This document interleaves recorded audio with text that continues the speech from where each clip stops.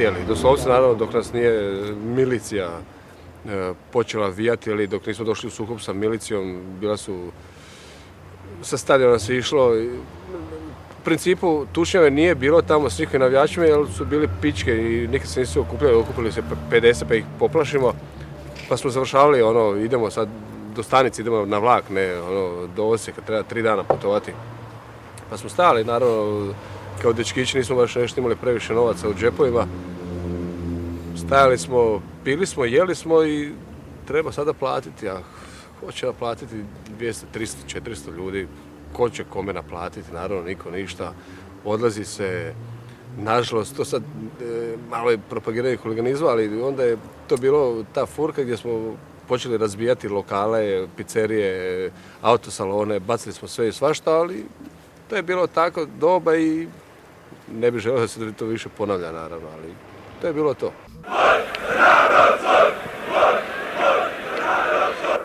Bilo je tučno jedna od najvećih protiv Spartaka.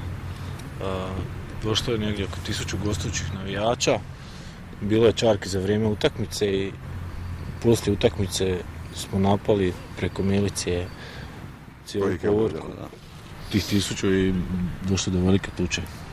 Čak je bio i ubijen Pase. Da, koji je pušten bio na nas. Na nas, na žemlju djece. Naravno, došla je između ostalog i jedanput Crvena zvezda i počeli su haračiti od ranih jutarnjih sati, oni su došli negdje pred jutro, počeli su haračiti po gradu, naravno da su se mi svi organizirali, onda nije bilo mobitela ničega, to su bili samo telefoni, jedan kaže drugom, trećem, petoga dok smo se našli. Glavno našli smo se i snašli smo se, otišli smo, bila je jedna velika tučnjava na našoj poznatoj Copacabana, jedno kupalište. To je bilo neki 5. mjesec, kraj prvenstva, ljeto. Tu su počeli već veliki neredi, milicija je haračila po gradu, hvatala je sve žive i nežive, zatvarala i utakmica kao utakmica završila. Poslije toga dolaze oni pravi generalni neredi koji su bili, današnje doba to još, u prvenstvu Hrvatske još nije doživljeno, barem ovdje u Osijeku, kako su onda to bili neredi. To su bili tuče 100 na 100, 200 na 200, to se jurišalo, ajmo reći prsa o prsa, razbijene glave, nije se razmišljalo o ničemu, ko će izvući deblji kraj, noževi su sjevali, flaše su se razbijali, strašno je bilo. Okretali smo i neka policijska, naravno, milicijska vozila koji su naravno pružali potporu su zvezdnim navijačima, pružali, nas su tukli. Na manjim utakmicama možda 100, 150, 200 ljudi, na derbijima se znalo skupiti i 1000 ljudi čak i više od 1000 ljudi kad dolaze ovi neprijatelji, Zvijezda, Partizan, znalo je doći u pomoći drugih navijačkih grupa, ali uglavnom su to bili Osječani. Možda je među nama u to vrijeme bilo i Hajdukovaca i Dinamovaca, ali već neke te 89. 90. se to manje više iskristaliziralo i postojali smo stvarno ona prava navijačka skupina Kohort.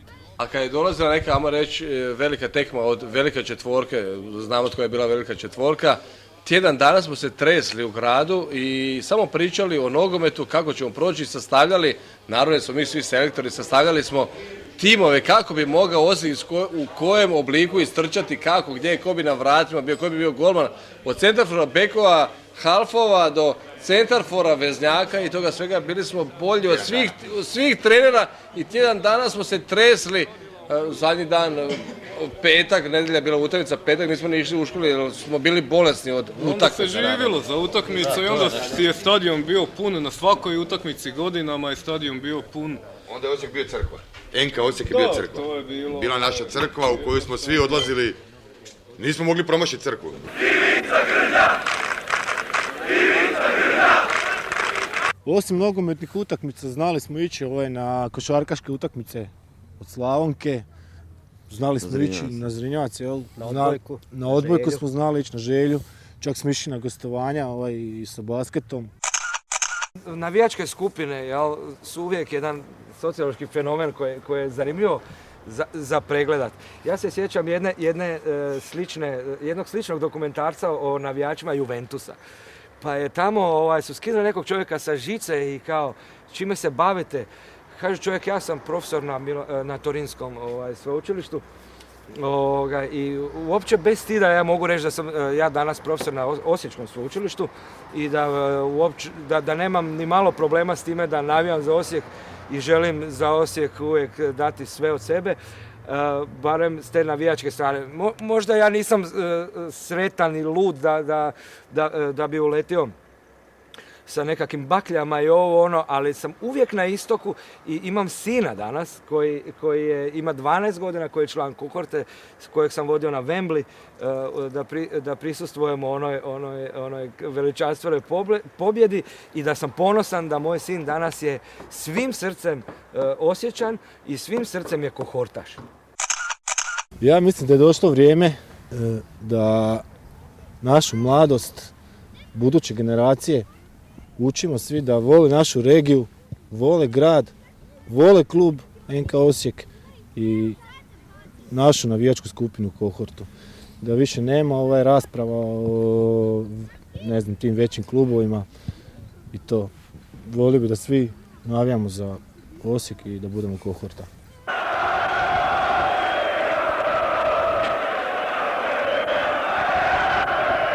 Svaki grad mora imati svoj identitet.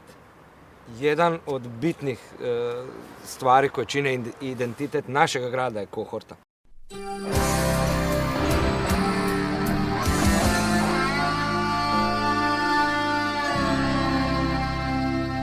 Stotine ljeta, stare zgrade, s druge strane barikade, kao da mi smo tek slučajno tu. Zar nije jasno da je ovo naše, neka se svoje pokore plaše, ne damo nikom našu domovinu. Ovi ljudi s našom gardom hrabro kroče razoreni gradom.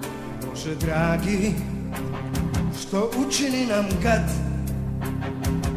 Olovna kiša pljušti svuda, nikad ne znaš gdje i kuda. Strahu nema mjesta sad. Moj Osijek se ne da, ima ga srušili sva ognjišta.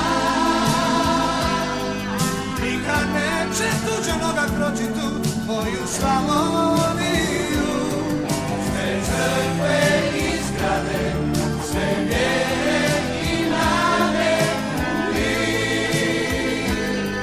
A dok zadnji čovjek živi tu, branit ćemo svoju domovinu. 1991. godine odlazimo u Domovinski rat, iz kojeg se nažalost nećemo svi vratiti. Iz tog vremena nastaje zid koji je danas simbol Domovinskog rata, simbol stradanja i simbol našeg junačkog grada, Osijek nepokoreni grad, kojeg je također napravio naš prijatelj Sule, koji je bio član naše navijačke skupine i kojeg isto tako nažalost nema. A 1999. godine podižemo spomen ploču u spomen na sve naše prijatelje koji su izgubili živote u Domovinskom ratu. Neka ima vječna slava.